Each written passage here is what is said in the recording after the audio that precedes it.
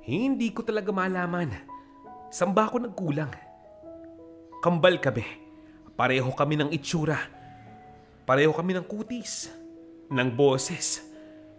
Pareho kaming nakapagtapos ng 2 taong kurso, subalit bakit parang ako lagi yung minamalas? Bakit palaging siya yung sinuswerte? Bakit ganito ang buhay ko? Yan ang daing ni Edward habang nakatingin siya sa mga bagong kasangkapang edine-deliver sa bahay ng kanyang kakambal na si Edgar. Ang inggit ang isa sa mga pangunahing dahilan kung bakit nga ba nagkakaroon ng malaking problema, malaking gulo at hindi pagkakaintindihan ang magkakapatid, lalong-lalo na kung ang mga ito ay kambal. Ang magkapatid na Edward at Edgar ay mahal na mahal ng kanilang mga magulang, lalong-lalo na ng kanilang ama. Kaya nga lamang ay labis ang kanilang kalungkutan nang pumanaw ang ina ng magkapatid. Naging komplikado kasi ang kanyang panganganak. Magmula nga noon, lahat ng pag-ibig, lahat ng aruga at oras ay ibinibigay ng kanilang ama sa kanila. Ang ama ni Edgar at Edward ay isang masipag na OFW. Lahat ibinibigay ng mga pangangailangan at naisin ng mga bata. Kaya naman, lumaki silang hindi mahirap ang buhay. Alam nyo ba, ang magkapatid na ito nagtapos pa sa isang pribadong paaralan. Maayos na naging trabaho at ngayon nagawan pa ng paraan ng kanilang ama na sila ay makaalis ng bansa. Napakaswerte nga naman talaga ng magkapatid na ito dahil nakapagtapos ng pag-aaral, matalino, madiskarte, nakapunta pa ng abroad upang magtrabaho, kumikita ng maayos at alam nyo ba, sabay pa nga silang nagkaroon ng kasintahan. Ang nakakatawa, ang kanilang mga kasintahan, magkapatid. Hindi lamang magkapatid, kambal din. Iisipin mong napaglaruan ng tadhana. Hindi nga nagtagal. Ang kanilang mga kasintahan ay naging misis na nga nila. Kahit pasabihin nating kambal yung mga lalaki at kambal din yung mga babae, magkakaiba sila ng ugali. Magkakaiba sila ng diskarte sa buhay, ng paniniwala. Magmula nga nang makapag-asawa sila, nagbago na ang lahat. Nagkanya-kanya na nga sila ng buhay. At kahit nasa ibang bansa sila, mas gusto ng asawa ni Edgar na sa Pilipinas na nga lamang manirahan dahil nga nagbubuntis ito. Nagdadalang tao.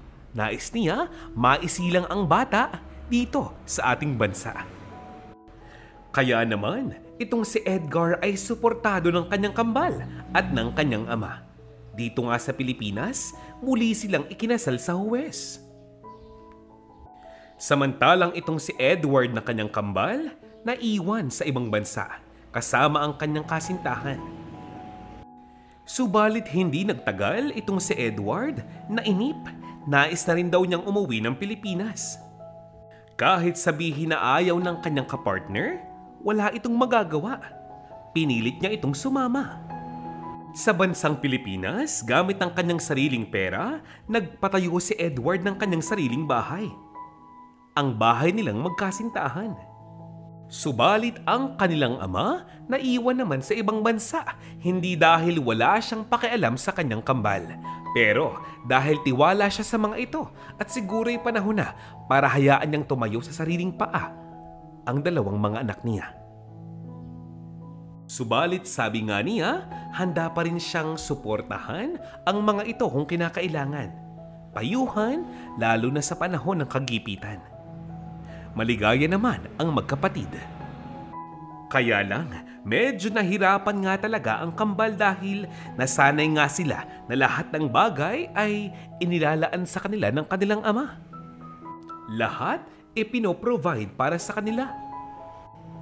Oo nga, kahit sabihin natin meron silang sariling diskarte, iba pa rin talaga kasi kung meron kang inaasahan, hindi ba? Sa paglipas pa nga ng mga buwan, naging pagsubok talaga para sa kambal ang kanilang panibagong buhay. Subalit bilang isang lalaki, Parang nakakahiya naman ata kung tatawag ka pa sa abroad sa iyong ama upang humingi ng patnubay, hindi ba? May mga bagay talaga na dapat ikaw na mismo ang gagawa. Ikaw na mismo ang mag-aasikaso. Ang kambal na Edgar at Edward, bagamat kambal nga sila, meron silang kanya-kanyang katangian, kanya-kanyang paraan at diskarte kung paano ipagpapatuloy ang buhay. Kaya nga lang, para bang isang kompetisyon, may mga pagkakataong yung isa mas nakakaangat kaysa dun sa isa. Merong panalo, minsan may talo. Kadalasan, minamalas yung isa at sinuswerte yung isa. Ganyan talaga ang buhay. Bagay na hindi naman magawang maunawaan ng kambal. At doon na nga nagsimula ang kanilang iringan. Ito kasing si Edgar ay inalok ng kanyang ninong na magtrabaho sa isang malaking mall sa kanilang bayan. Itong kanyang ninong, nagmamay-ari lamang naman ng mga shopping mall doon sa probinsya ngayon. Sino nga ba naman ang tatanggi? Malaki ang sahod. Basta masipag at matyaga sa iyong trabaho, madali kang mapopromote. Ang problema, ang balitang ito ay nakarating na nga kay Edward. Napagkumpara nga niya na tila ba mas malaki nga ang kinikita nitong si Edgar kaysa sa kanya, na isang ordinaryong empleyado sa kanilang kapitolyo. Lumipas pa ang ilang mga buwan, makikita mo talaga na maganda na ang improvement ng buhay nitong si Edgar at ng kanyang asawa. Paano ba namang hindi? Itong asawa ni Edgar, hindi lamang basta isang misis.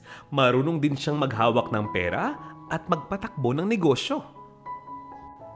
Silang mag-asawa ay nagtutulungan upang mapagaan ang kanilang mga buhay. Nung una ay itinatanggi pa nga ni Edward na inggit siya sa kanyang kapatid. Nag-focus lamang siya sa kanyang trabaho. Subalit sa paglipas pa nga ng mga araw, ng mga buwan, tila ba makikita mo na nga ang pagkakaiba ng kanilang mga buhay. Pero itong si Edward, bulag-bulagan pa rin. Para sa kanya, wala naman daw problema. Walang mali. Alam niyo ba kung anong mali? Hanggang sa ngayon, umaasa pa rin siya sa bigay na tulong ng kanyang ama. Nagpapaawa siya rito, samantalang matanda na ang kanyang ama na mag-isang nabubuhay doon sa abroad.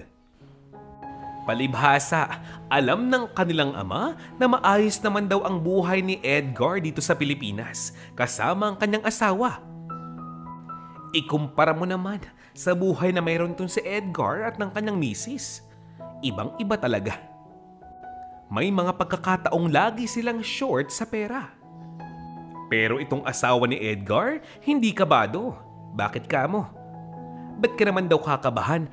Suportado ka naman ng iyong biyenan. Hindi mo naman nga kasi masisisi. Hindi naman talaga madali ang buhay sa Pilipinas. Saka ganyan naman talaga ang pamilyang Pilipino.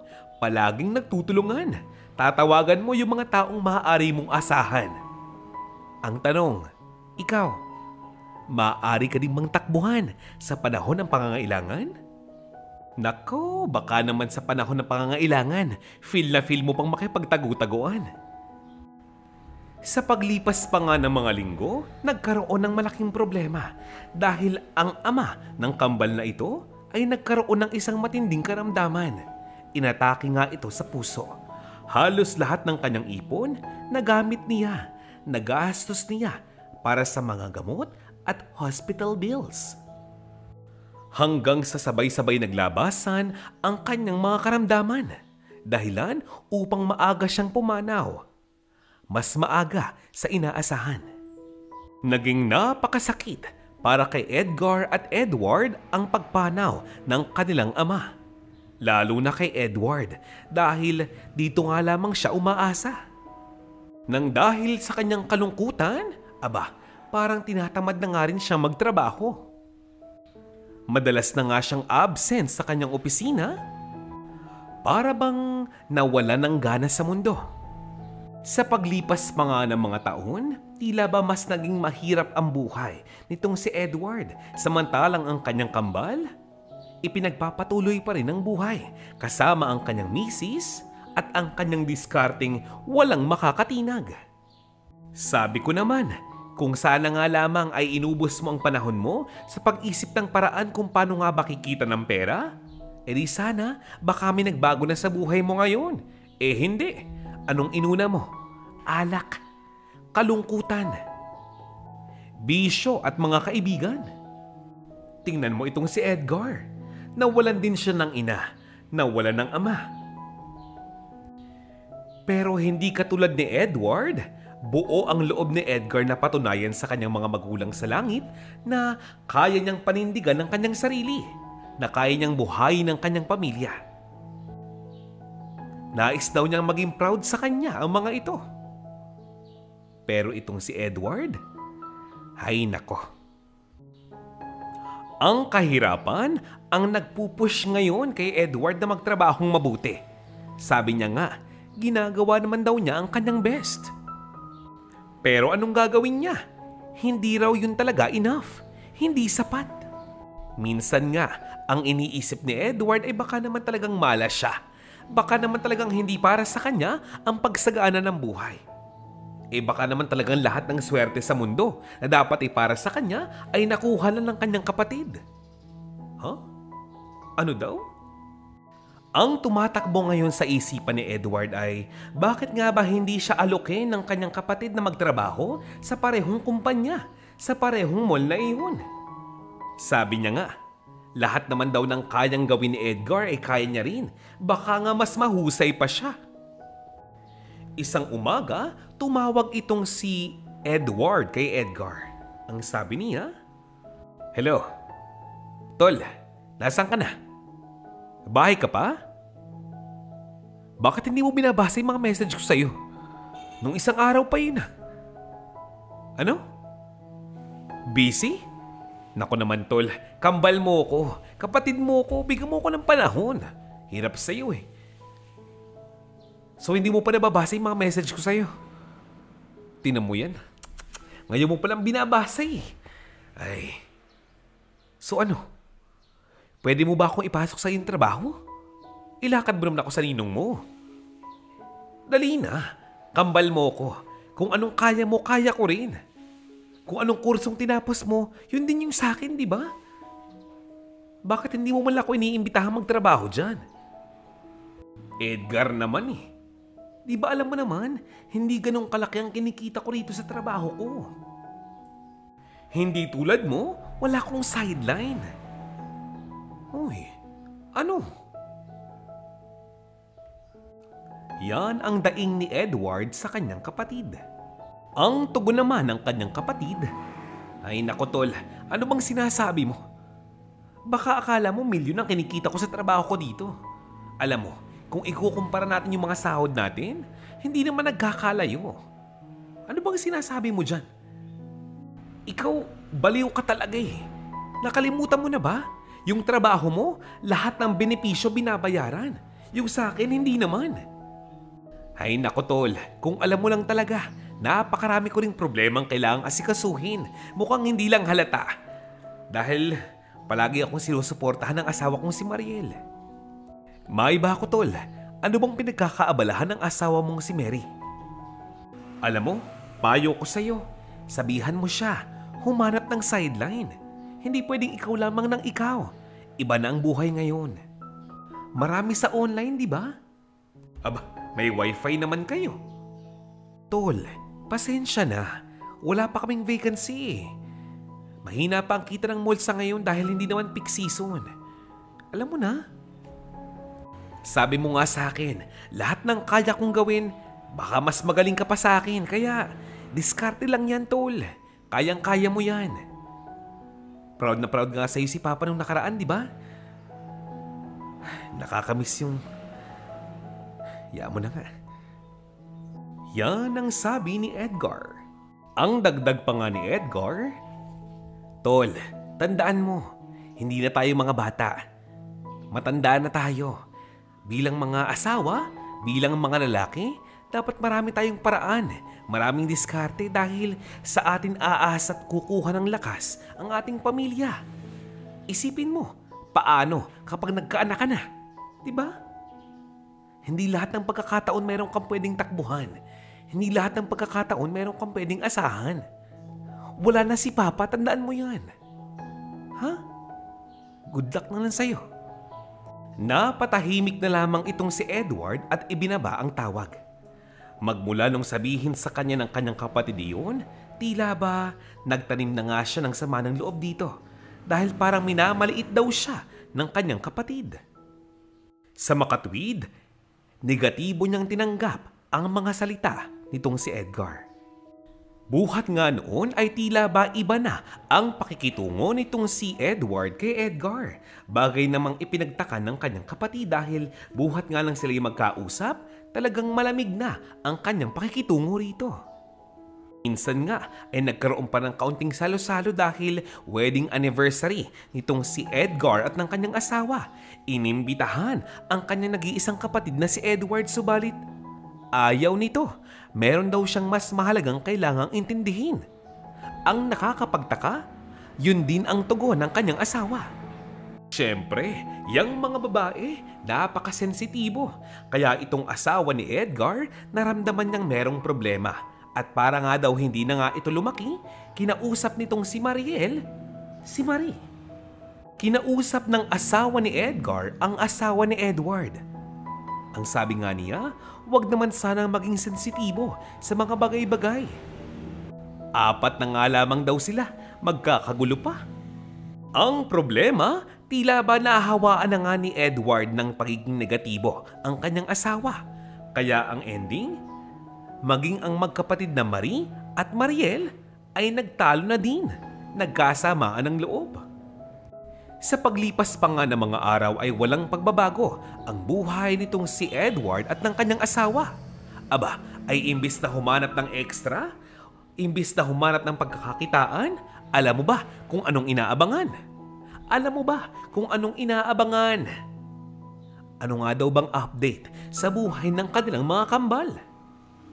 Abang ng picture, abang ng post, tapos sisiraan. Mag-iisip sila ng negatibo, tapos sasama ang loob. Magtatanim ng galit, kahit na kung tutusin, wala naman talagang dahilan. Isang araw nga, nakita ng asawa ni Edward na maganda ang suot na damit ng mag-asawang Edgar at Mariel. Nakapost pa ito, napakagara daw, mukhang mamahalin. Ang sabi ng asawa ni Edward, baka naman daw gumagawa ito ng iligal. Paanong nangyari daw na ganoon? Na ganong kaganda ang kanilang mga buhay ay samantalang sila ay mababa pa rin. Mabilis nga namang nalason ng mga salita ng kanyang asawa itong si Edward. Ang kanyang iniisip ngayon, anong iligal na bagay ang ginagawa nitong si Edgar sa loob ng mall na iyon? Paano niyang naa-afford ang magandang klase ng buhay? Samantalang siya ay hindi man lamang. Itong si Edgar ngayon ay isang head manager ng department store sa mall na iyon. Ilang palapag ang lawak nito. Wala itong tigil sa pag-monitor ng buong department niya. Pagod na pagod. Buong araw hanggang gabi. Samantalang itong si Edward, tumatrabaho pa rin sa Kapitolyo. Pero pagkatapos ng kanyang duty imbis na umuwi, diretso nga siya sa mall na iyon kung saan nagkatrabaho ang kanyang kapatid at pinagmamasdan niya kung ano nga bang ginagawa nito. Ngayon, na-realize at nakita nitong si Edward kung ano nga ba ang pinagkaiba ng buhay nilang magkapatid. Ang sabi niya nga, grabe naman yang si Edgar oh. Ako napapagod sa kanya. Bakit hindi siya umuupo? Palagi siyang nakatayo. Palagi siyang nakikipag-usap sa mga customers doon. Di ba kaya nga siya may mga tauhan? Ano ba naman yan? Anong klaseng trabaho yun? Huwag mo sabihin sa akin buong araw kang ganito, Edgar. Ay, mas nakakapagod nga yan kaysa sa trabaho ko. Nagbago ng isip ko. Ayaw ko nang mag-apply dyan. Di bali na lamang. Doon na lamang ako sa Kapitolyo. Palaging nakaupo, aircon pa. Tatayo lamang kapag lunch break na at pag-uwian na. Ngayon, kanyang napagtanto na sadyang mas mahirap nga naman ang trabaho ng kanyang kapatid kaysa sa kanya. Pero ito ang mas nagpalaki ng ideya sa kanyang isipan. Paano siyang kumita ng malaking halaga ng pera kung tumatayo lamang siya doon, kung nakikipag-usap lamang siya sa mga tao doon? Imposible namang binabayaran siya para tumayo. Imposible. Ngayon, mas iniisip niya na may ginagawa talagang mali ang kanyang kapatid. Ano kaya ito? Hindi naman nga talaga mawawala sa buhay natin yung ganyan, kaibigan mo man o kamag-anak. Yung mga tipong ang tingin sa'yo ay kontrabida sa buhay nila, kahit na ang totoo, wala ka namang ginagawang mali sa kanila. Alam mo ba, sa sobrang pagkapraning ni Edward, maging ang trabaho ni Edgar na sumama sa pagtanggap ng mga delivery ng mga mamahaling damit, pinag-iisipan niya ng hindi maganda. Sinasabi ko na nga ba Sinasabi ko na, tama talaga ang kutob ko. Tama ang kutob ng asawa ko. Merong ginagawang kalokohan tong magaling kong kapatid. Malamang sa malamang, nagpupuslit yan ng mga mamahaling damit at sapatos. Sigurado ako, sa isang kahon pa lamang, mahigit ng 5,000 ang kikitain mo kung ibebenta mo mga iyon. Yung iba, ipangporma mo sa labas. Ay, sinasabi ko na nga ba, hindi talaga siya perpekto. Mas magaling talaga ako sa kanya. Kaya lang siya lamang sa akin kasi gumagawa siya ng kalokohan. Ewan ko na lang kung anong gagawin niya kapag nalaman ng kanyang ninong ang ginagawa niyang pagnanakaw. Tingnan natin. Tingnan ko lang kung hindi ka humingi ng tulong sa akin. Napakabilis niyang mag-isip. Nakagawa agad siya ng isang mahabang istorya sa kanyang isipan. Wala naman siyang matibay na ebidensya. Ang tanong, kung itong si Edgar ay hindi talaga gumagawa ng kalokohan, kung talagang malinis ang kanyang konsensya, paano niyang naa-afford bumili ng mga mamahaling gamit? Savings nga lang ba ang lahat ng iyon? Lahat ba ng ipon niya? Lahat ba ng sahod niya doon napupunta sa luhong iyon? Imposible. Walang kaalam-alam ang mga tao na ang totoo niyan, ang asawa ni Edward na si Mariel ang talagang malaki kong kumita. Ginagamit ni Mariel ang kanyang isipan, ang kanyang talento upang makapagbenta siya ng kung ano-ano online. Dumating pa sa punto na hindi na nga niya kailangang ilako pa ang mga iyon kung saan ang hinahanap ng mga customers ang kanyang mga produkto. At dahil napakasipag ding magtrabaho ni Edgar, tuwang-tuwa sa kanya ang kanyang asawa. Kaya ito mismo ang bumibili ng ilang mga regalo para sa kanyang asawa, katulad na nga lamang ng bagong motor nito. Bilang mag-asawa kasi, hindi mahalaga kay Mariel at Edgar kung sino ang mas malaki ang sinasahod. Hindi mahalaga kung anong klase ng trabaho ang ginagawa mo. Hanggat ito'y marangal, walang problema. Hindi sila maluho. Nagkataon nga lamang na kung talagang meron silang pangarap, meron silang goal, pinag-iipunan nga nila. Ganyan silang mag-asawa, ibang-iba sa kanilang mga kambal. Nung malaman nga nitong si Edward na may bagong motor ang kanyang kapatid, inisip niya agad. Bunga yan ang pagnanakaw nitong kanyang kapatid. Yan ang nasa kanyang isipan. Ang kanyang dalangin ay sana'y mabuking na raw ang kanyang kapatid. Sabi niya nga, siguradong kanyang tatawanan nito kapag nangyari yun. Papalakpak pa ang kanyang tenga kapag napatunayan ang buong katotohanan. Isang araw, nagulat na nga lamang itong si Edward nang makita niya ang kanyang kapatid na nakasakay sa isa pang bagong motor. Iba ang kulay nito. Hindi ito kulay puti, kulay asul. Ibang-iba sa kanyang unang nakita. Imbis na matuwa para sa kalagayan ng kanyang kapatid, ay gigil na gigil sa inggit itong si Edward. Samantalang wala namang kaalam-alam si Edward kung saan ba talaga galing ang motor na iyon. Hindi man lang niya inisip na baka naman ito ay bigay ng kumpanya sa kanyang kapatid dahil nga marami na nga itong minamanage ng mga department, mga branch. Malay nyo, nagpapalit lamang siya ng pintura ng kanyang bagong motor. O baka naman, panalo niya ito sa isang raffle. Ano kaya kung hindi ito sa kanya? Paano kung ito pala ay pag-aari ng kanilang customer na pinapa-test drive lamang sa kanya? Diba?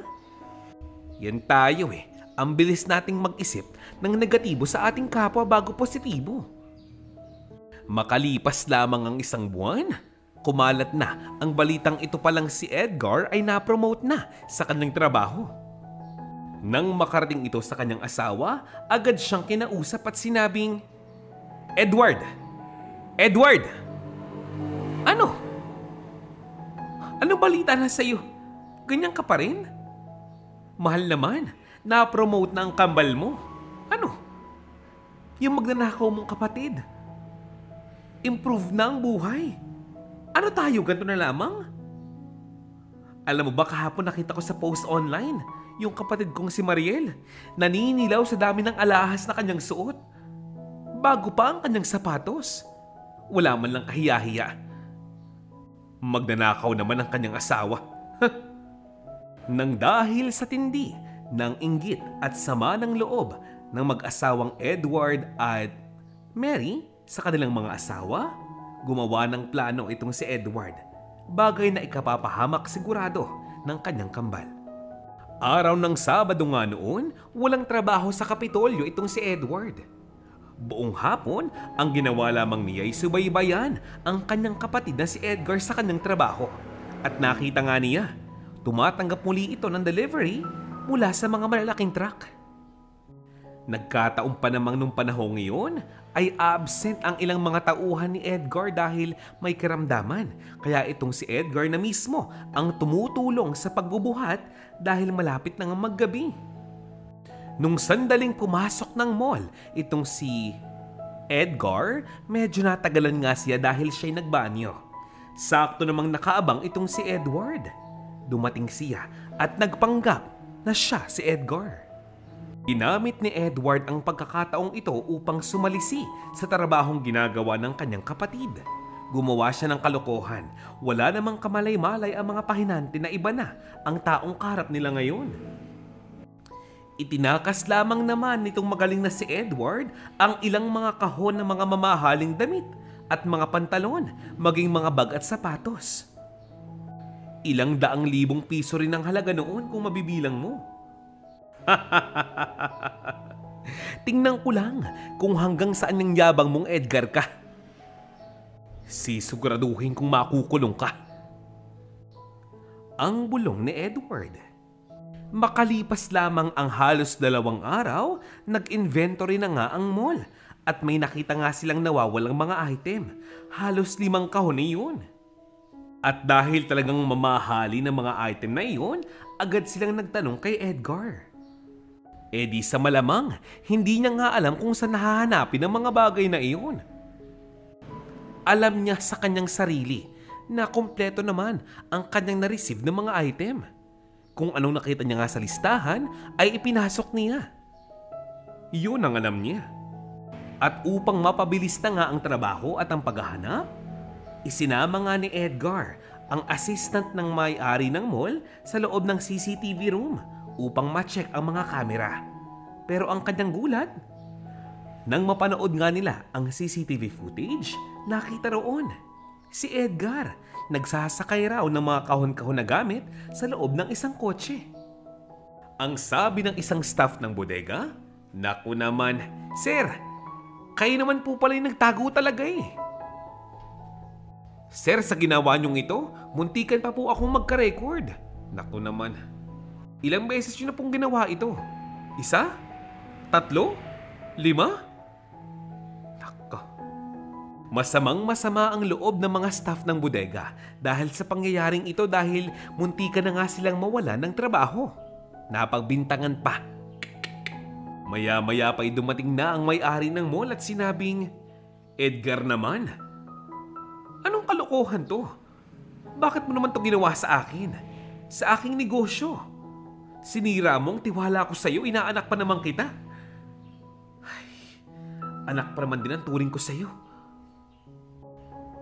Ninong, maniwala po kayo sa akin. Hindi po ako yan. Maniwala po kayo. Hindi ko po sisirain ang tiwalang binigay niyo po sa akin ng matagal na panahon. Mga sir, mga ma'am, maniwala po kayo. Ang sabi ng ibang staff, Sir naman, wag na po kayong tumanggi. Yan po ang CCTV oh. Kahit pa sabihing medyo madilim yung parte ng lugar, imposibleng hindi kayo yan. Sa hilat siya pa lamang ng mukha, sa damit pa lamang at pangangatawan. Kayong-kayo po iyan. Huwag niyo naman po sanang idama yung mga taong wala namang kasalanan, sir. Kung kasalanan niyo po, pagbayaran niyo. Maya-maya pa ay dumating na ang mga pulis at agad namang dinakip itong si Edgar. Agad-agad, ng mismong araw na iyon, kumalat na nga ang balitang itong si Edgar ay napakulong. Bakit kamo? Nang dahil sa kanyang pagnanakaw. Mabuti na nga lamang at agad namang sumaklolo ang mga tiyuhin ni Edgar.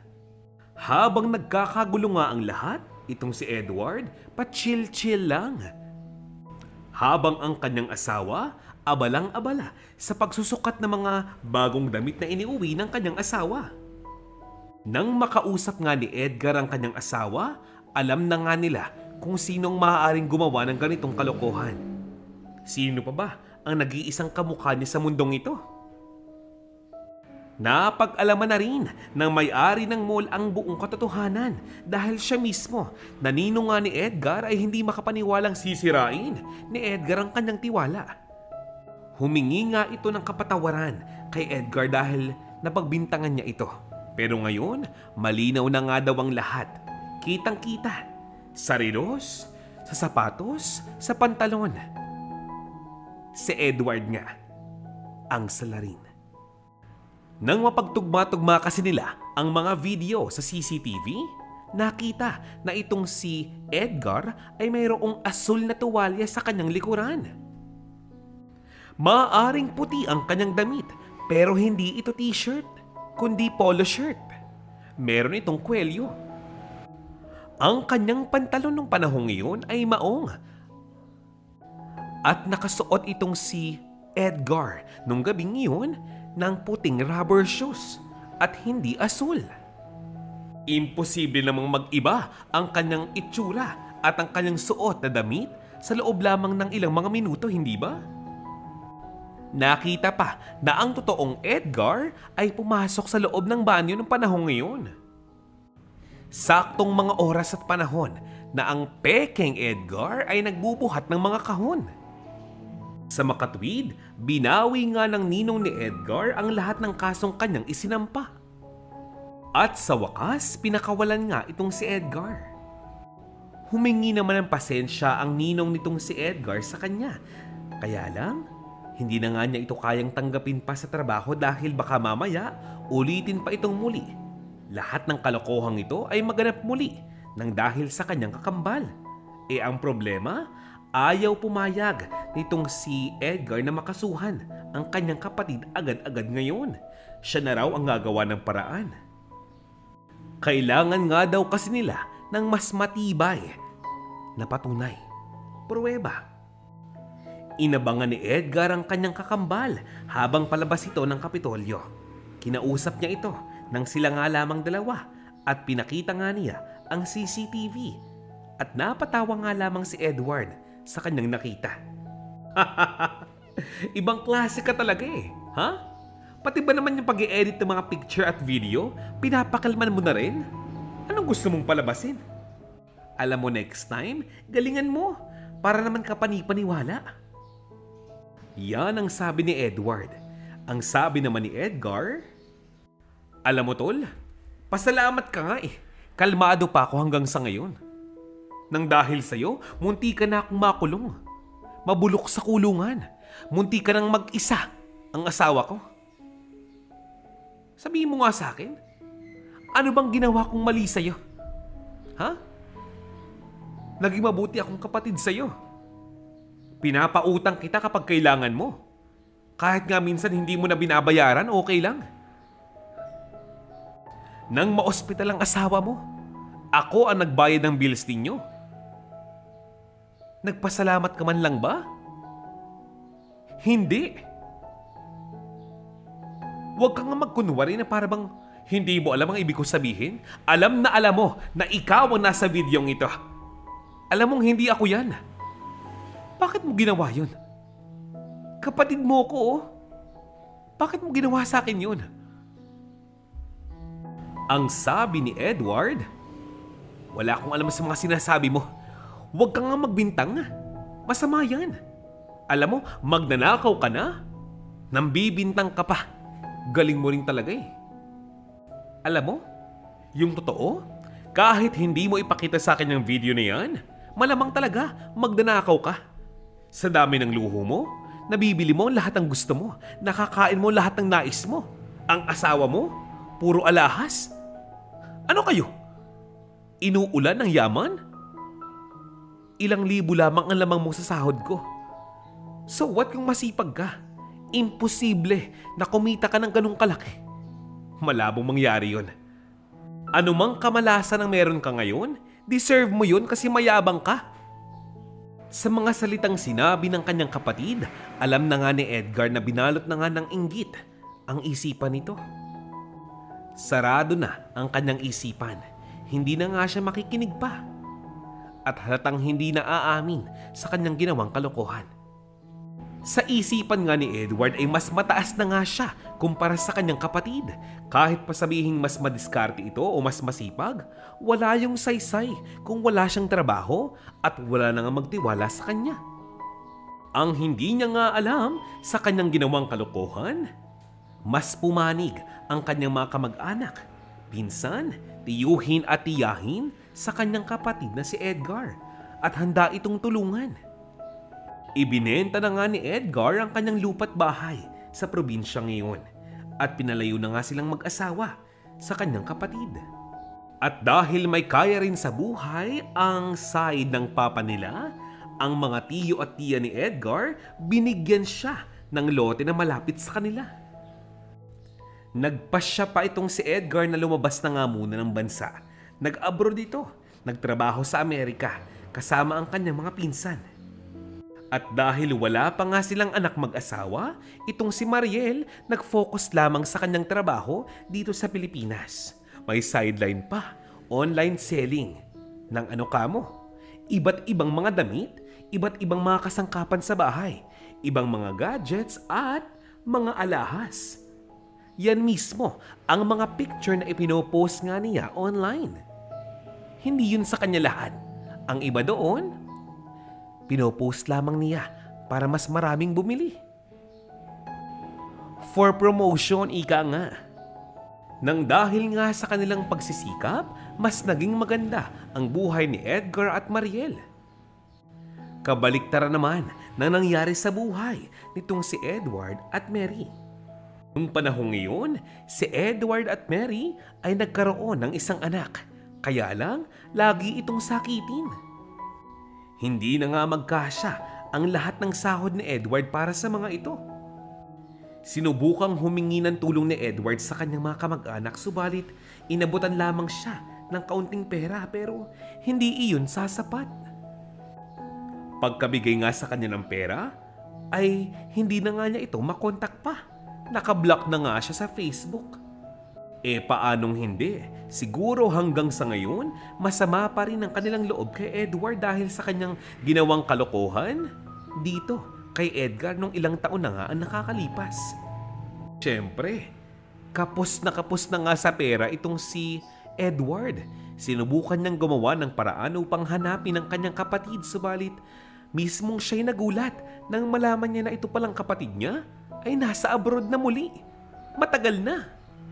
Sinubukang manghiram ng pera nitong si Mary, ang asawa ni Edward, kay Mariel na asawa ni Edgar. Pero hindi siya kinausap nito. Bagkus, nagpadala nga lamang ito ng halaga ng pera. Pero after noon, hindi na nga niya ito kinausap pa. Habang patuloy sa pangungutang ng pera itong si Edward at ang kanyang asawa, palala ng palala ang kondisyon ng kanyang anak. Kahit pa sabihing ang mga magulang ng asawa ni Edward ay nagpapadala ng pera, hindi pa rin iyon sapat.